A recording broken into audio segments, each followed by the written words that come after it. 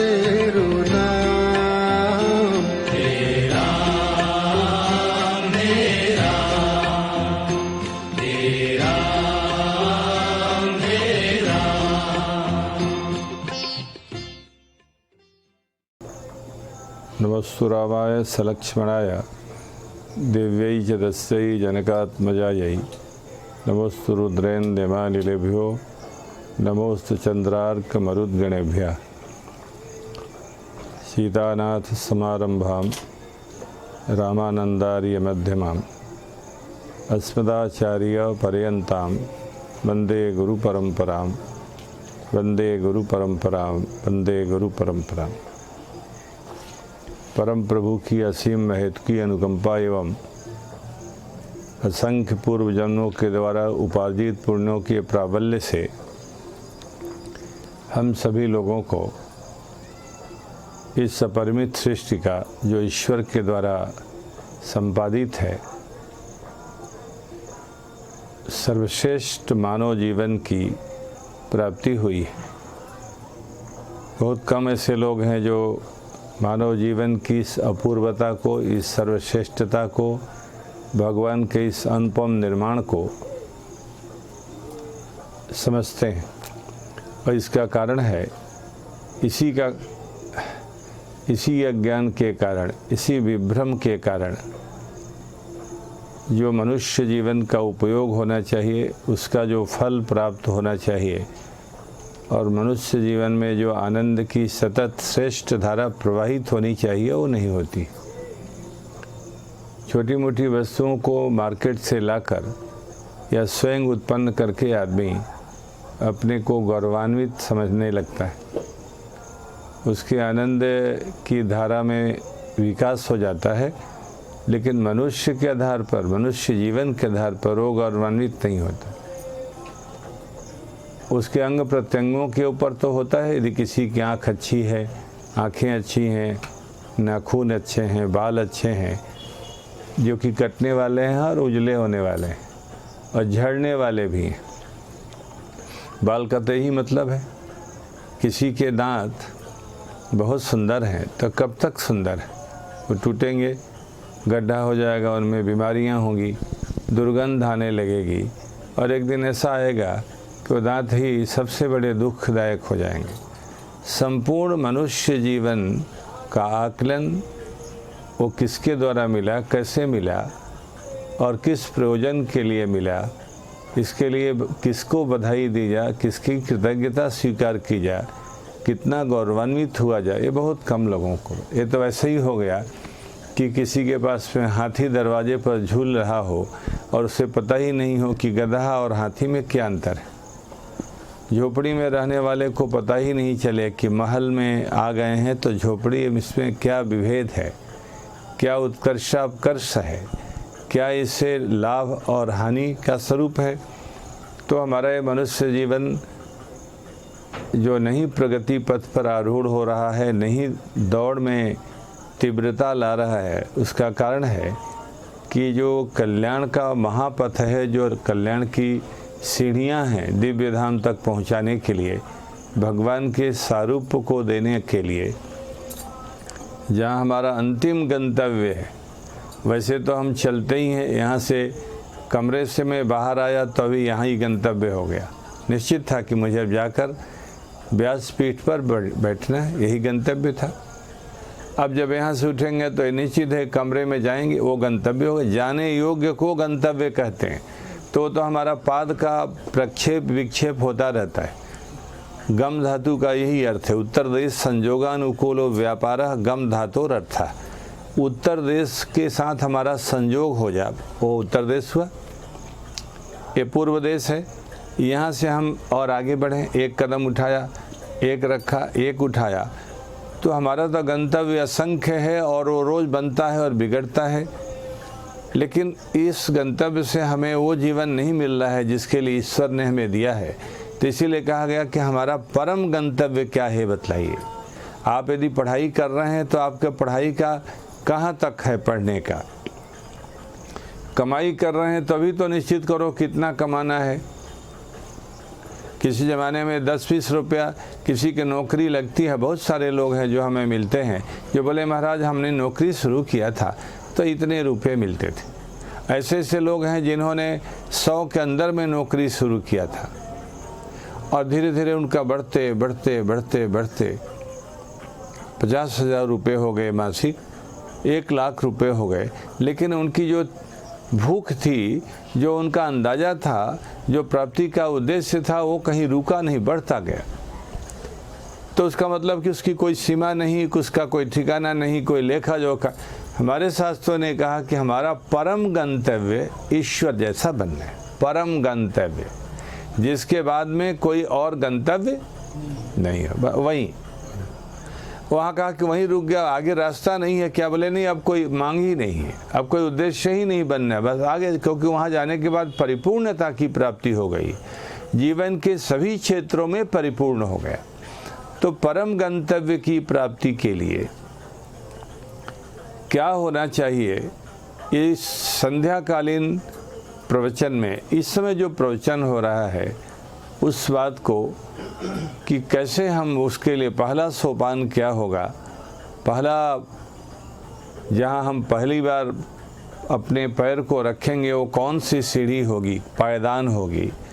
इस प्रारंभ में बतलाया गया था कि उसका पहला जो सोपान है परम पद की प्राप्ति का, वो विवेक है। विवेक, यहीं से शुरुआत की गई थी। विवेक पहला। विवेक की बड़ी चर्चा लोग करते हैं, लेकिन विवेक का अर्थ बहुत कम लोगों को आता है। भेद करके पृथकता के साथ जो ज्ञान होता है उसी का नाम विवेक है। ये अलग है, ये अलग है। जैसे महिलाएं सबके सभी मनुष्य हैं, लेकिन वो महिलाएं, ये पुरुष हैं। पुरुषों में छोटी आयु के लोग हैं जिनको कहा जाएगा ये बच्चे हैं, और जो कम होगा तो बोला ये बहुत छोटा बच्चा है। फिर उसमें पार्थक्य होगा, भले वो बड़ी आयु की हैं, वो छोटी आयु की महिला है, वो पढ़ी लिखी हैं, वो पढ़ी लिखी नहीं है, नाम लिखने नहीं आता। ऐसे ही उनके परिवार में इतने लोग हैं, उनके ये सब अलग अलग भेद। ये नास्तिक स्वभाव की हैं, आस्तिक हैं, पूजा खूब करती हैं, और केवल बनाती खाती हैं, दिन भर चाय और मट्ठी खाती रहती हैं। ये अलग अलग मालूम होना चाहिए कैटेगरी क्या है, श्रेणी क्या है। वो श्रेणी बाहरी शरीर से भी निश्चित होती है, भीतरी जीवन से भी होती है, उपलब्धियों से भी होती है, सारी होती है।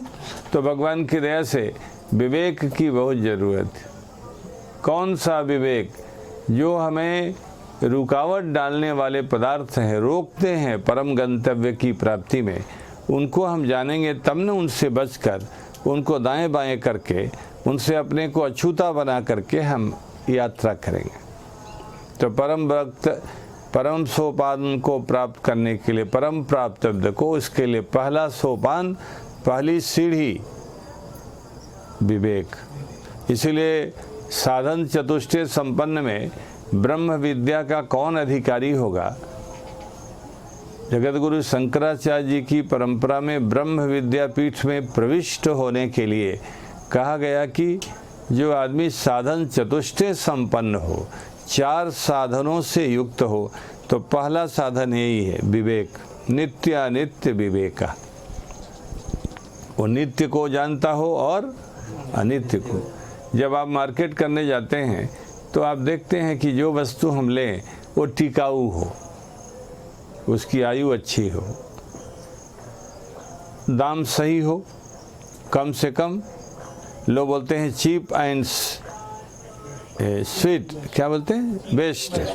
चीप एंड बेस्ट, सस्ती भी हो और सबसे अच्छी हो, कम दाम भी लगे और उसकी उपयोगिता लंबी हो, देखने में भी सुंदर हो, कुरूप नहीं हो।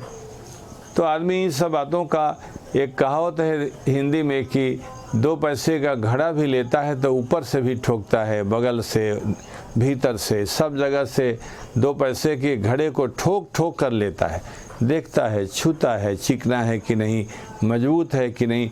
मज़े की बात है कि इतना बड़ा जीवन मिला है और हम बिल्कुल ही उसके लिए लापरवाह। ये कैसे है? तो इसको गुरु बतलाता है, और वह ईश्वर की कृपा से, ईश्वर स्वयं सदाचार्य के रूप में हमें गुरु के रूप में प्राप्त होकर पहले दूसरे गुरुओं की वाणी में आकर, मन में आकर, वही उसी ने हमें सदाचार्य गुरु के पास भेजा, सदगुरु के पास, कि वहाँ पहुँचो। आकर्षण उत्पन्न किया, उनमें विश्वास उत्पन्न किया, उनके रसास्वादन में प्रवृत्त किया। रसास्वादन का जो एक आकर्षण होता है वो बढ़ाया, ये भी बढ़ाया कि कितना इनका अच्छा जीवन है, हमारा भी ऐसा हो जाता। क्या बात, हम भी क्यों नहीं ऐसा बन जाएं। जब हम स्वामी करपात्री जी को सुनने के लिए पहली बार गए, दूसरी बार गए, उस समय छोटी कक्षा में पढ़ते थे, तो किसी ने कहा चलिए प्रवचन सुनने चलते। हजारों माइक लगते हैं, लाउड स्पीकर उस रामायण के प्रवचन में, भगवान शंकर की पीछे वाले भाग में वो कार्यक्रम होता है।